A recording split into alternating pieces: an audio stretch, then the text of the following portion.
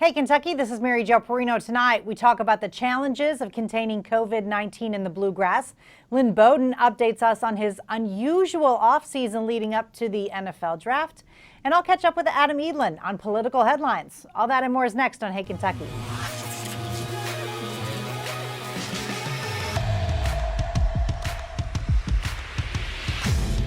Welcome to Hey Kentucky, along with LEX 18 Sports Director Keith Farmer. We were social distance in the studio, but now you, my friend, are at home.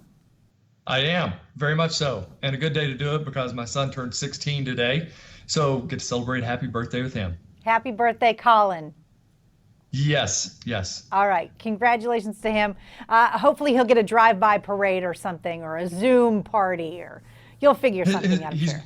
We definitely got that planned for Saturday. Today, his friends came over and put posters up on our fence, and so they let him know that he's appreciated. That is awesome. Well, let's get started. As the COVID-19 crisis ramps up in Kentucky, we're seeing examples of how it's affecting certain areas. Governor Beshear confirms dozens of cases in long-term care facilities, including 55 residents and 22 staffers. 11 of those residents have died from the virus. As of yesterday, there were dozens of resident and staff tests still pending. The governor announced more safeguards following that news. In Lexington, local health officials point to the outbreak among workers at a single school bus garage as a demonstration of the challenges we face in fighting the spread. 10% of the county's cases came from the same Miles Point bus garage, including one fatality. But the Commissioner of Health says the actions taken by the school district were appropriate based on the knowledge available at that time. And a key link in our supply chain continues to try operating during the outbreak. Employees at Amazon locations in Kentucky, including Bullitt County and in Lexington, have tested positive, prompting concerns from workers and a response from the company that they're trying to make the workplace safer. And Keith, I saw today there were a couple of businesses that have been cited for not social distancing and not providing a safe work environment. I think we're all continuing to be tested. Yeah, and I think it's so important in the workplace because there are so few workplaces going on right now. So we want to make sure that everybody is doing that social distancing and that they're staying apart and not getting up next to each other, touching same things, not disinfecting. And in some of these cases, I would like to believe that my business is going to tell me if there's something that has gone on. That's exactly right. All right. Well, Governor Beshear has been authorizing the release of state prison inmates who are vulnerable to the virus. Advocates are calling on the state to take similar steps to protect juveniles behind bars. The ACLU of Kentucky has sent a letter to the Juvenile Justice Commissioner asking her to release as many children as possible and publicly share the department's emergency response plan. The letter also asks that young detainees be granted access to their attorneys, family members, and support networks, which have been cut off in many cases with the closure of the facilities to the public. And Keith, you know, this is a tough one because you want those folks to stay safe, but you also don't want to, mass release everybody if they have a reason to be in there. Well, and we kind of talked about this earlier with the adults, and now we're talking about the juveniles, and I kind of feel a little easier maybe letting them out because in many cases, I know not all cases, at least they've got some parents there to help them maybe get through this time. That's true. All right, on Monday, we talked about a confrontation over social distancing in a Louisville neighborhood that was caught on camera.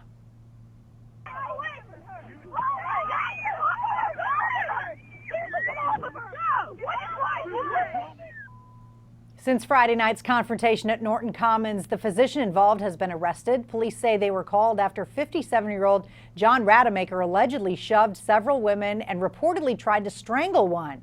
Baptist Health has confirmed that he was an independent contracted physician at one of their locations. Rademacher has been placed on administrative leave pending an internal investigation. Keith, this video is tough to stomach.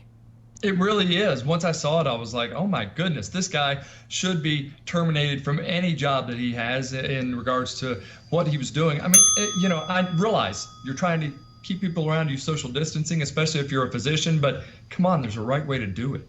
And he seemed from the video to have jumped the gun immediately and gone from 0 to 100. Yes. It was really tough to watch. All right.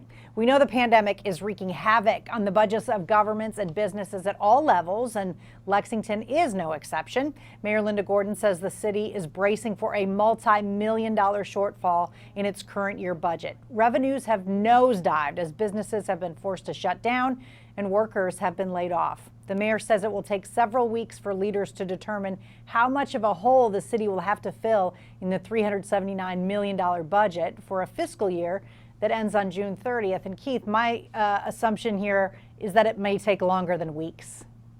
Oh, yeah, for sure. I mean, you get your two revenues for the city from a couple of places, and that's from workers and from the corporations making a profit. And obviously, those are two things right now that are not happening, and we need something to turn around in a hurry. With many people hurting during the coronavirus shutdowns, LEX18 and the Scripps Howard Foundation are teaming up with God's Pantry Food Bank for the Hope Over Hunger project. We at the station are encouraging businesses to consider matching our $10,000 donation to help the hungry. If you need help or would like to support the cause, just go to lex18.com/hope. And if you own or manage a business or restaurant that is open and adapting to a new way of serving customers, LEX18 would like to share your story. Just head to lex18.com/open. You can submit your businesses there or find links to see restaurants and businesses that are open during the crisis. All right, Keith, let's talk some UK football. Former Cat Lynn Bowden is talking about adjusting to life without being able to meet NFL scouts in person. In February, the versatile athlete was on hand for the scouting combine in Indianapolis, but he didn't run due to a hamstring injury. Then Kentucky's March 27th Pro Day was canceled because of COVID-19, but Bowden tells the Paul Feinbaum Show he's confident in what he put on film. I'm just I'm staying in shape. I'm going up and running bleachers every day. I'm doing different things to perfect the craft. Because any moment the world can go back to the way it's supposed to, and I just don't know what to expect. So I'm make sure staying in shape so I can get my shot. I think my film speaks for itself, as humbly as I can say it. I think it just forced them to watch the film some more. And with the film, I think I should be good. Meanwhile, Kentucky Athletics has officially announced the cancellation of all camps and clinics through the end of July for all sports, including those hosted both off and on campus. Keith, going back to Lynn Bowden for a second, I think he's absolutely right. He's one of those guys that may benefit from this because his film is so good.